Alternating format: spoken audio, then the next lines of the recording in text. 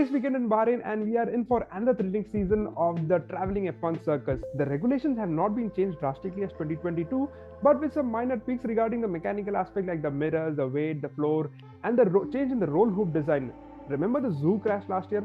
Oh, that was scary.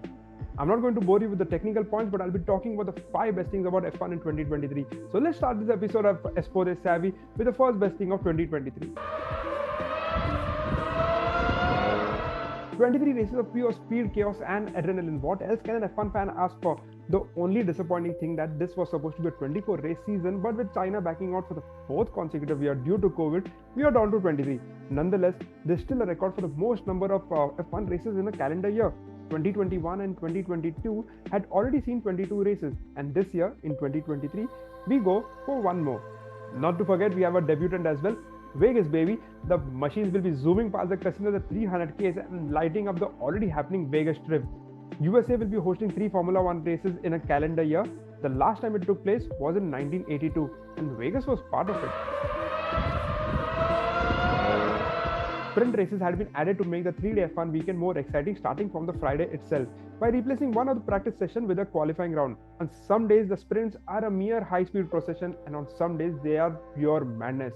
No matter what happens in a sprint, an extra race day is just more popcorn time for us. Sprints, introduced in 2021, have been limited to just 3 races, but this year, the number has been increased to 6, double of the usual 3 we had in the last 2 seasons.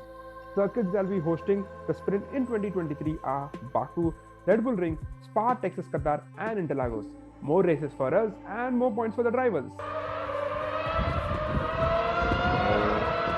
With only 20 seats available, F1 doesn't see new faces very often, but this year we have 3 of them: Nick De Vries, Logan Sargent, and Oscar Piastri. Now, Nick De Vries got a very lucky debut at the Italian Grand Prix last year when Alex Albon fell ill. But he impressed everyone in qualifying and also scored 2 points in his debut race. He's already an F2 and a Formula E champion and has shown to the world that he belongs with the big guys. Logan Sargent, this one is more pushed into Formula 1 than pulled. Midway through 2022, Williams had already decided that Logan will be into F1. It had to be, right? Their second driver, Latifi, has only bought sponsorship money and not the talent and the points that come with it, like an Albon and Russell did. Logan was part of F2, which he finished 4th and won the Rookie of the Year. With an American talent on the grid, which is anyway so rare, and having 3 races in the US, it will help bring in more money for Williams Racing and Formula 1 than any other driver without much marketing spend. Now, this one here is a super talent. Other than Oscar, only Rosberg, Hamilton, Hülkenberg, Russell, and Leclerc have won the GP2 or Formula 1 title in their debut season. And Oscar is only the 5th driver after Hamilton, Hülkenberg, Russell, and Leclerc to win the Formula 2 and Formula 3 title in consecutive years. Although the Oscar saga was a bad story that no one wished for in 2022, but the Oscar talent is what everyone wants to see in 2023. Only wish that McLaren sort out the reliability issues and the mechanical issues sooner in the season so that they justify the talent that they have brought in the team. We know the top 3 are the same as usual, but the midfield is where the battle will be more exciting, according to me. And as per the timesheet that we saw last week in testing in Bahrain, we have a Alpine versus Aston versus Alfa Romeo versus Haas versus McLaren battle. McLaren had a bad testing weekend, and it seems that they could be with the bottom 2 or 3 teams like Alfa Tauri and Williams for the start, but you can't rule out a team like McLaren so soon. Surprise package here would be Haas for me, with the development in the team and the new pairing of Hülkenberg and Magnussen. Haas surely will be fighting for the midfield. It is very unusual to talk about Haas in the midfield because they have been the bottom teams for a long time, especially in the last decade.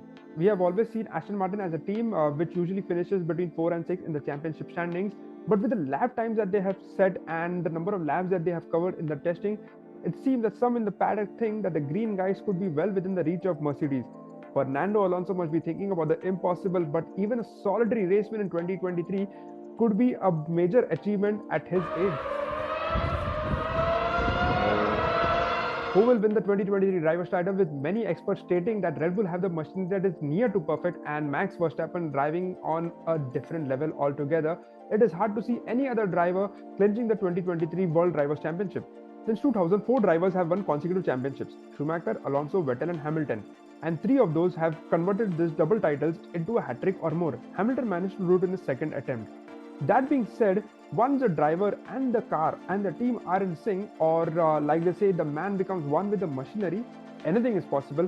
And right now, Max Verstappen is much in sync with the RB19 than his teammate Perez. For the sake of sport, we want someone new to win the driver's title every year, but we also hope that we have a driver's title fight that goes till the end of the season. And here comes in the Monegasque Charles Leclerc. Scuderia are on a long title drought, and they hope that the driver and the team bounce back in form this season. If you look back at 2022, after 6 races, Charles Leclerc was actually leading the championship standings, with Red Bull suffering or going through a very bad reliability patch. But then Ferrari did what Ferrari is famous for in the last decade. They started goofing up strategies, and reliability issues compounded the problem. Max Verstappen sensed its opportunity and grabbed it with both the hands, and no one even got a second chance at it. Something similar happened in 2018 when the fight was between Ferrari and Mercedes. Vettel goofed up, Ferrari goofed up, and then Hamilton pounced and took the driver's title all the way.